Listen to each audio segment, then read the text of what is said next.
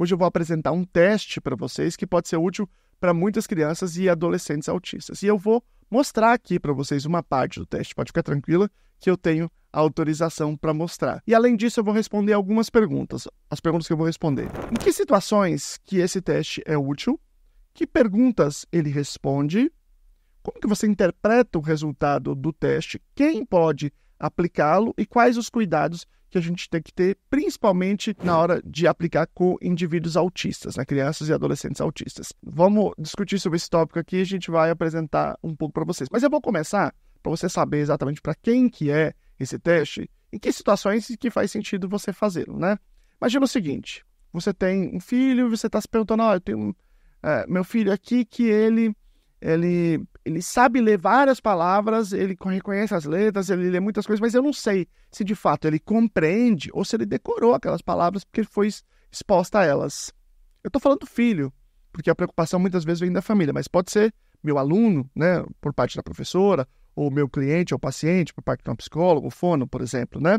Já vou falar quem que aplica. E aí, quando você tem essa preocupação, se esse indivíduo lê com compreensão, esse teste é bacana. O teste que eu vou apresentar para vocês aqui se chama Teste Contrastivo de Compreensão Auditiva e Leitora. Então, aqui eu estou falando da compreensão leitora, né? Mas, na verdade, são duas aplicações que a gente faz. Eu vou dizer como é que você distribui isso, né? E a outra situação é uma situação em que você tem uma outra dúvida diferente. Será que meu filho, ou meu cliente, ou meu aluno, né, entende as coisas que são faladas? Ele tem uma compreensão? A gente, na análise do comportamento, vai chamar isso de comportamento de ouvinte, né? Às vezes a gente chama de compreensão, né, auditiva, mas isso acontece com muitas crianças e adolescentes, assim, em várias situações, mas muitas vezes, eu quero dizer assim, no nosso campo aqui, muito especialmente, quando a pessoa diz o seguinte, olha, o meu filho, ou aluno, ou paciente, não fala, mas ele entende tudo.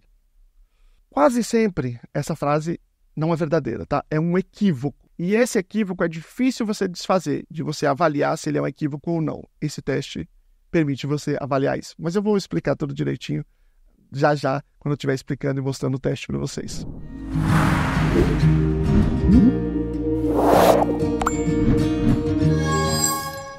Olá, povão, meu nome é Luciano Lacerda, sou doutor em Educação pela PUC São Paulo, fiz o pós-doutoramento no Departamento de Psicologia da UFSCar, eu estudo autismo em práticas com evidência, então vamos lá, vamos olhar um pouco mais para esse teste aqui, tá? Bom, esse teste contrastivo de compreensão auditiva e leitora, ele tá neste livro aqui, tá? Esse livro aqui se chama Avaliação Neuropsicológica Cognitiva, Leitura, Escrita e Aritmética, ele é da Memnon, aqui tem vários testes, né? Eu tô falando de um, eu tô olhando aqui para ver se tem outros aqui que eu possa fazer também, alguns outros vídeos, mas esse eu achei muito legal para o público autista, né?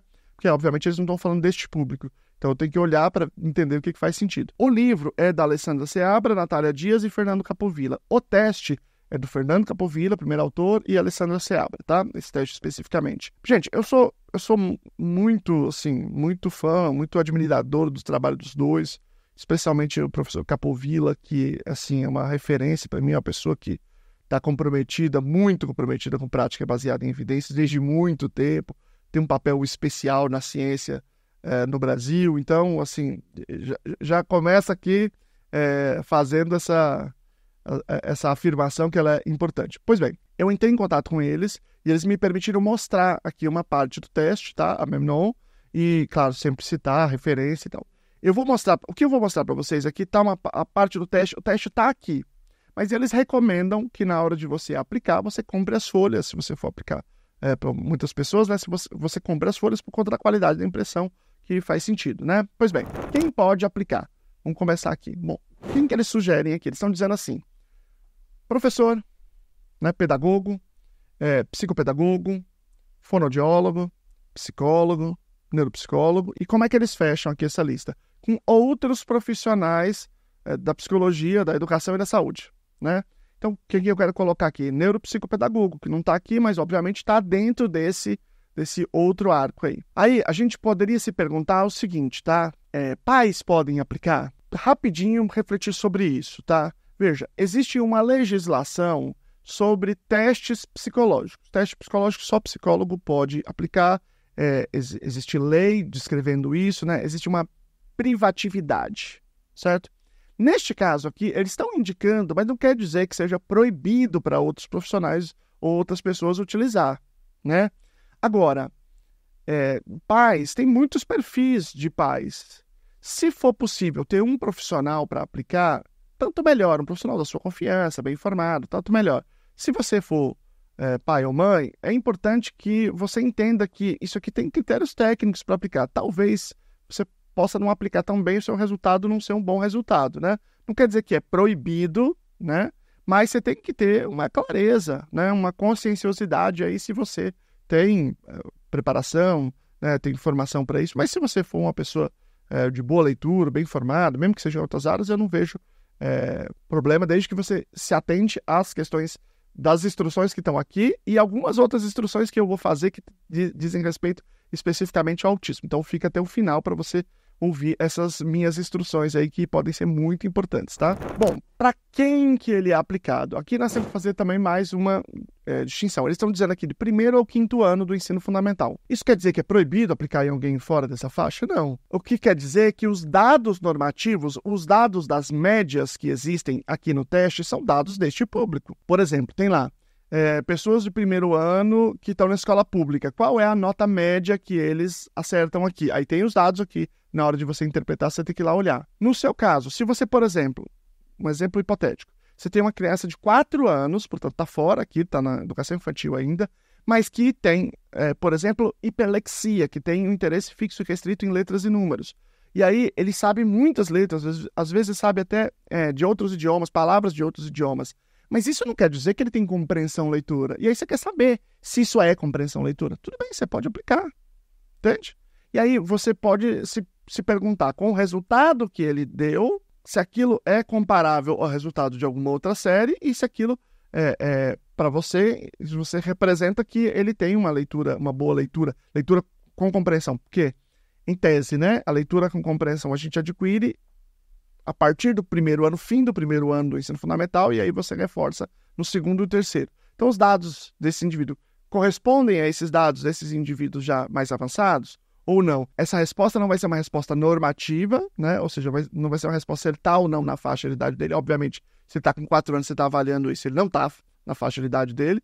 Mas você vai ver se aquele resultado corresponde aqui a outra faixa, se escola pública ou escola particular, que tem os dois dados aqui, tá? Então, vai ser uma resposta, digamos assim, mais individual nesse caso. E como é que funciona, tá? É assim, você tem várias tirinhas com várias imagens que eu vou mostrar para vocês aqui. E aí você tem uma resposta que é correta em cada uma daquelas tirinhas. Você tem uma frase que o indivíduo tem que atentar para aquela frase. Se ele compreender aquela frase, ele escolhe apropriadamente o desenho, né? E aí, às vezes, ele lê. Aí a gente está avaliando a compreensão leitora. Ele lê e ele marca. E aí tem 6 primeiras tentativas que são de ensino para ele aprender como funciona o teste. E depois outras 40 que são de fato de teste, que ele vai fazer sem você dizer para ele, né? Nas 6 primeiras você diz, depois não. E aí, essa é a primeira parte. Depois, uma outra parte em que ele não lê, você fala. Então, é a compreensão auditiva, né? Ou comportamento de ouvinte, certo? E, em geral, você tem aplicação de um, espera uma semana e faz a aplicação de outro. Não pode fazer de um dia para o outro. Por exemplo, não adianta dizer, eu acho que já esqueceu. Não.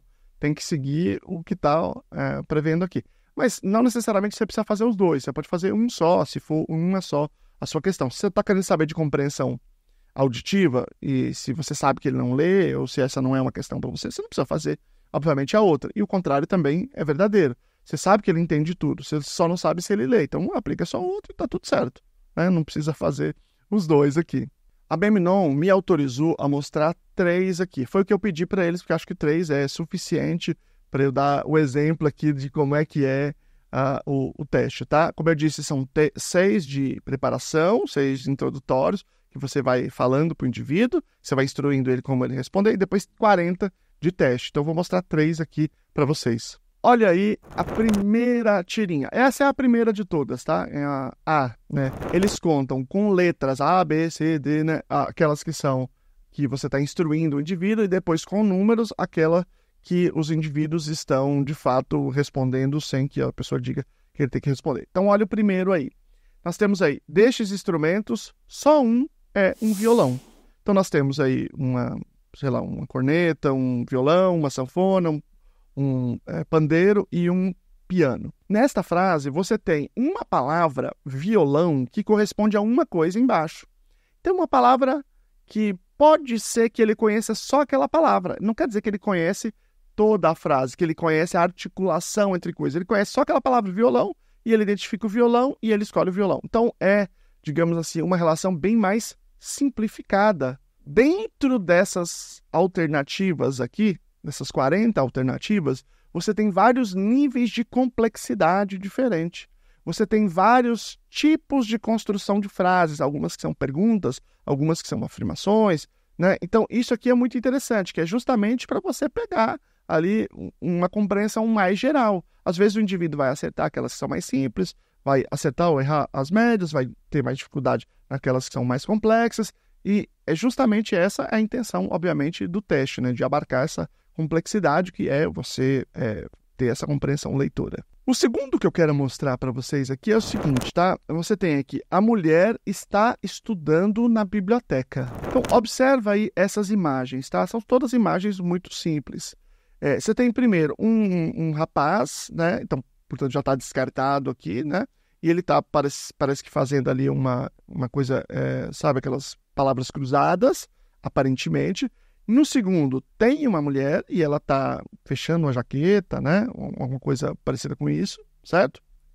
O terceiro tem um livro, né? E aí já começa, eventualmente, a confundir. No outro tem uma mulher, no outro tem um livro, que são elementos que, digamos assim, fazem parte dessa ideia geral que está aí na frase. No quarto, tem uma mulher que ela também, que é praticamente a mesma da outra, investigando, parece que uma marca de mão, né? Ela está com uma lupa, olhando uma coisa, então talvez você possa imaginar que ela esteja estudando alguma coisa por aí. E no final, no último, você tem aí uma mulher que está na biblioteca estudando. Então veja, não basta eu saber as palavras individualmente. Tem uma palavra mais difícil aí que é biblioteca, uma palavra que está menos, digamos assim, no vocabulário comum, né? E eu tenho que entender o papel dela e eu tenho que entender a relação entre algumas coisas aqui, né? Então é uma frase um pouco mais difícil do indivíduo identificar. Quando você apresenta tanto o primeiro quanto o segundo, você vai falar para ele fazer um X, tá? Então ele olha e faz um X naquela que é correta. Esses aqui fazem parte daquilo que você está instruindo para ele. Bom, aqui tem uma coisa importante, interessante, tá? Pode ser que nós tenhamos algum indivíduo autista com uma dificuldade tão grande motora que ele não vai conseguir fazer esse X. Então a gente pode fazer alguma adaptação, se for o caso, né? A gente pode, por exemplo, isso aqui não faz parte do teste normativo, né? Então, esse teste foi feito com população com desenvolvimento típico. A gente está pensando numa população específica, a gente tem que individualizar algum tipo de avaliação, tá? Eventualmente. Então, você pode, por exemplo, talvez, se o problema motor for muito grande, você pode afastar um pouco as figuras, né? Ou ele pode pegar figuras, pode fazer alguma variação aqui em algum caso mais específico e tal, né? Essa não é a instrução que está aqui, tá? Eu é que estou falando isso pensando nessa população, nessa adaptação para o meu indivíduo concreto. Se fosse dentro de uma pesquisa científica que eu estiver fazendo sobre esse teste, no público geral, eu não posso fazer nenhuma adaptação, tem que seguir exatamente da maneira que está aqui. Mas é óbvio que a gente não está falando nesse contexto, né? Agora, eu vou pegar a questão 9 aqui, né? A tirinha 9 para mostrar para vocês e eu quero fazer algumas reflexões sobre ela, por exemplo. Então, temos aqui. Quando precisou de dinheiro, percebeu que não tinha porque havia perdido tudo. E aí você tem aqui várias situações. O indivíduo fazendo não, né?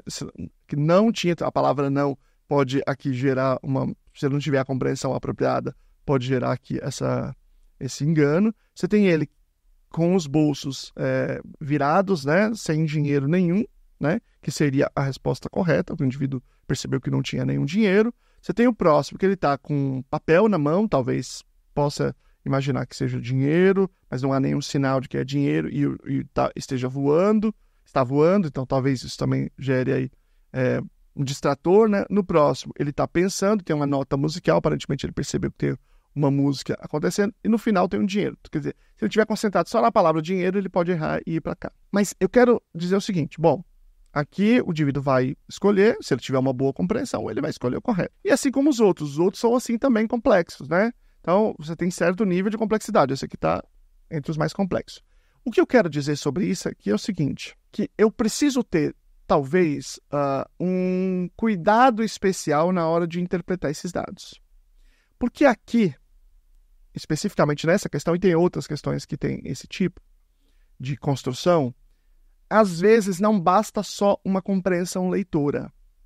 Se eu tiver um indivíduo que tiver um problema mais persistente na teoria da mente, ou, como a gente pode chamar também, tomada de perspectiva, que é o nome que eu prefiro, eu acho mais preciso, né? Que é o nome que a gente usa na análise do comportamento. Se ele tiver um problema na tomada de perspectiva, aí ele pode errar não porque ele não entendeu a compreensão, mas porque ele não conseguiu se colocar no lugar do indivíduo. Porque aqui tem alguma coisa que o indivíduo percebeu sobre si mesmo. Ó. Percebeu que tinha perdido tudo, entende? Tem uma informação contextual mais profunda aí, tá? Então, às vezes, dependendo do resultado que você tiver aqui, você tem que comparar esses resultados, analisar criticamente com ele, dialogar com outros indivíduos da equipe, se houver, né? Para entender se às vezes não é um problema de compreensão de tomada de perspectiva e não de compreensão leitura. Então a gente pode pensar em muitas possibilidades, existem várias formas de avaliação específica dessa questão de tomada de perspectiva, né? Tem o PIC, que é um protocolo de avaliação que tem uma parte toda sobre tomada de perspectiva, tem um protocolo da Yvonne Barnes Holmes, que vai pegar desde o princípio até a tomada de perspectiva mais complexa. Mas o que eu quero dizer é o seguinte, na minha interpretação, não basta simplesmente eu fazer o teste, chegar a um número e eu concluir que aquele número representa a leitura dele, entende? Talvez eu tenha que olhar quais ele errou e entender por que ele errou. Eu posso apresentar para ele, por exemplo, e perguntar, olha aqui, por que você escolheu essa? E aí você vai entender, por que não essa? Você diz qual é a certa, por que você não escolheu essa? E aí, nesse diálogo, talvez você vai entender qual é o motivo, onde que está os equívocos que ele está cometendo. É claro que, eu sempre digo isso, né? A gente tem uma tendência, às vezes, de ser mais lisonjeiro conosco e com os nossos filhos, né? Então, eu não estou dizendo que é para você dizer, não, qualquer resposta que ele der, não, então era isso, então tá tudo bem. Não é que tá tudo bem, né? É que eu preciso entender exatamente o que é que está acontecendo para que eu possa ensinar, né? Para ser a base para eu poder planejar o que eu vou ensinar para ele, ok? Vamos passar para a segunda parte, então, que é tem um certo nível de polêmica aqui. A polêmica é a seguinte, pessoal. Muitas vezes, a gente cria certos contextos para o indivíduo se comportar. Então, por exemplo, tá no horário de aula. Eu pego a chave do carro, que eu vou levá-lo, ou eu coloco uma blusa que a gente vai sair para ir para a escola, eu me arrumo, aí a pessoa já tomou banho, a criança ou adolescente já tomou banho, já colocou o uniforme, coloca o tênis do lado e diz assim, põe o tênis. E ele põe o tênis e fala, entende tudo, a lei. Eu falei, põe o tênis, ele entendeu. Gente, não quer dizer que ele entende, porque tem 5.000 coisas acontecendo ao mesmo tempo que dizem para ele colocar o tênis. Às vezes ele não entendeu nada do que você falou, mas você apontou. Ele colocou o uniforme todo dia, depois de colocar o uniforme é o tênis. Você pegou a chave do carro ou fez alguma coisa que depois você vai sair, indicando que você vai levar para a escola, tá no horário da escola, ou ele acabou de almoçar, ou acabou de tomar café. Tem um monte de coisa. O tênis está do lado. Então tem um monte de coisa que apontou para ele visualmente que ele tem que colocar o tênis. Não quer dizer que ele entendeu. E se você olhar no dia a dia, durante o dia, muitas situações são similares a essa. E aí, como ele responde a todas essas situações, porque eventualmente ele responde a algum desses outros estímulos, principalmente os estímulos visuais, né?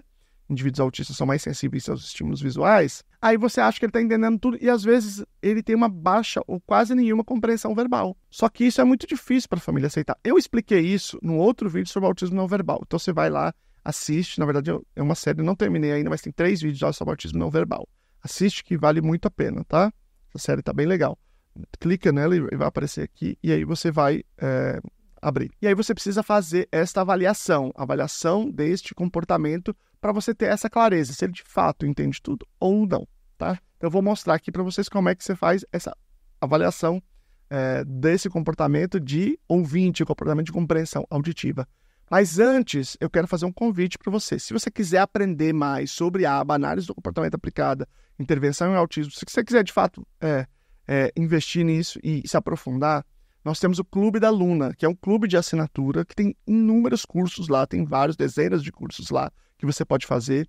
Você vai fazer com os professores da Luna, outros professores externos, professores de altíssima qualidade que a gente seleciona com temas, você vai aprender protocolo de avaliação, procedimentos de ensino de vários tipos diferentes, todos com certificado. Então você pode ser família, pode ser profissional, você pode fazer, e esse clube tem um preço super acessível. Eu vou colocar aqui para vocês o QR Code, embaixo tem o link. Entre no Clube da Luna se quiser aprender mais sobre intervenção ao autismo, você não vai se arrepender, que é realmente muito, muito, muito caprichado, tá bom? Então, estamos eu lá, a Ida, a Natália, o Felipe, tá todo mundo lá fazendo cursos, assim, bem avançados de vários temas. Você vai apresentar essas mesmas tiras, assim como você fez na outra parte. Quer dizer, você não precisa fazer os dois, você vai fazer aquilo que lhe interessa, tá? Você vai apresentar a mesma tira. Então, veja agora a mesma tira que eu mostrei da outra vez, só que agora ela não tem mais a frase escrita em cima. Então, é a mesma tira. No livro, você tem a parte que tem com escrita, e aí você vai passando, e tem a parte sem escrita logo depois, tá? Passou, agora tem a parte sem escrita, tá? Então, você vai apresentar o mesmo e você vai falar a frase. Então, tem todas as frases pela ordem. Você fala a frase e aí ele vai ter que escolher. Destes instrumentos musicais, só um é um violão, e ele vai escolher. Pode ser que ele fique sob controle, como a gente chama, só da palavra violão, e aí ele escolhe o violão, beleza. Quer dizer que ele tem esse nível mínimo de compreensão entre a palavra e algum elemento da realidade, né? Então, é um bom sinal. Só que aí o teste vai apresentando questões bem simples, intermediárias, mais complexas, e aí ele vai ou não vai responder a todas elas. Então, dando um exemplo da segunda aí, que é: a mulher está estudando na biblioteca. Obviamente já é uma frase mais complexa, né? Uma frase um pouco mais complicada aí para ele entender, que estipula a relação entre duas coisas, entre a mulher, entre estar estudando e estar na biblioteca, certo? E aí nós temos a outra aí, só para mostrar para vocês ela sem a frase em cima, né? Mas a frase que você fala é a mesma, só que ela está lá no começo do teste, você está aqui, a criança não pode ver, né? A criança ou adolescente, ele está só com as tiras, tá? Então, quando precisou de dinheiro, percebeu que não tinha, porque havia perdido tudo. Mas tem inúmeras outras, como eu disse, são 40 só de teste, tá? E você vai apresentar essas 40 para o indivíduo. A mesma coisa que eu falei sobre a atividade vale para o segundo. Ele faz um X, você entrega para ele impresso, né, as folhas, e aí ele faz um X naquela imagem que é a correta. E aí ele passa para a segunda, né, passa para a terceira, e aí a gente pode fazer várias adaptações que podem ser necessárias para o indivíduo. Pode ser, por exemplo, que esse indivíduo tenha uma dificuldade de atenção. Que eu tenho aqui, em cada uma das páginas, 1, 2, 3, 4, 5, 6 tiras. 6 tiras. Eu estou falando a frase da primeira tira, e às vezes ele está olhando para a segunda, para a terceira. Então é muito difícil. Então a gente pode fazer algum tipo de adaptação aqui para esse indivíduo, né? Por exemplo, eu posso pegar alguma coisa, estou procurando aqui alguma coisa que eu possa usar aqui. Eu usei aqui, eu ganhei esse caderninho aqui da Brilliant Brain, que é uma clínica que está abrindo em São Paulo, né? Então vou usá-la aqui, usar essa parte verde. Eu posso pegar aqui e apresentar assim, ó. E aí eu vou passando para o próximo, né? Então eu vou deixando só a vista acima o que ele está vendo. E aí ele fica talvez um pouco mais concentrado. Se nem assim for suficiente, porque quando você vai passando para baixo, ficam várias à vista, isso também pode prejudicar a atenção dele. Eu posso pegar um papel ou uma cartolina, cortar a parte assim. Então ele vai colocar em cima, né? Ele coloca a parte em cima aqui e só fica uma faixa vazada. Aí você vai baixando, né? O nome disso é frame, tá?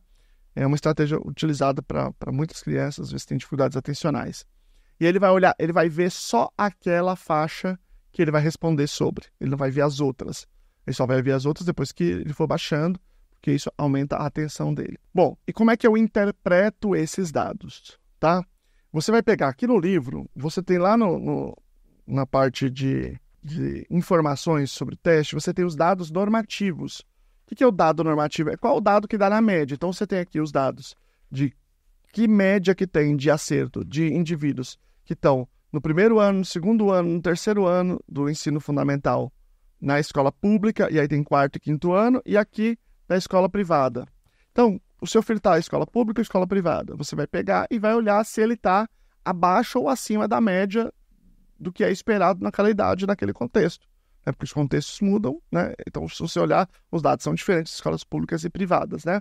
Então, é isso que você vai analisar. Aí, você pode se perguntar assim, digamos que ele esteja abaixo. O quão abaixo ele está? Ele está abaixo num nível que eu preciso apoiá-lo e ele ter acesso a uma intervenção, que pode ser um reforço na escola, pode ser algum apoio de psicopedagogia, pode ser que na intervenção aba dele se coloque alguma coisa que diga respeito à discriminação, comportamento de ouvinte, a comportamento leitor, depende de qual acesso que você tem aí. Ou você em casa vai pegar mais pesado para poder caprichar nesse comportamento de leitura, ou se ele é mais novo e você está fazendo avaliação só para saber se ele tem compreensão leitura, você sabe que ele tem, isso vai te tranquilizar em certo sentido, né, em relação à sua leitura, porque você sabe que de fato ele não só decorou um monte de palavra. Ou o contrário, você vai dizer assim, para os profissionais que trabalham com ele, não se engane, né, quando chegar a hora que ele estiver chegando no ensino fundamental. Ele sabe um monte de palavra, mas você precisa fazer todo o processo de leitura, de ensino de leitura de escrita, da maneira passo a passo, correta. Por quê? Porque ele não tem compreensão.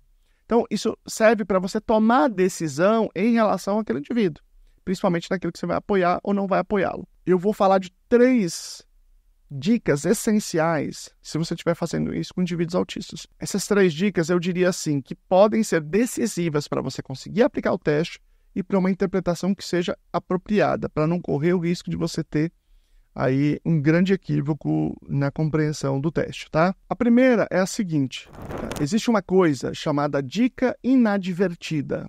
O que é isso, né? É quando você, sem querer, se comporta de uma maneira a acabar apontando para o indivíduo qual é a resposta certa.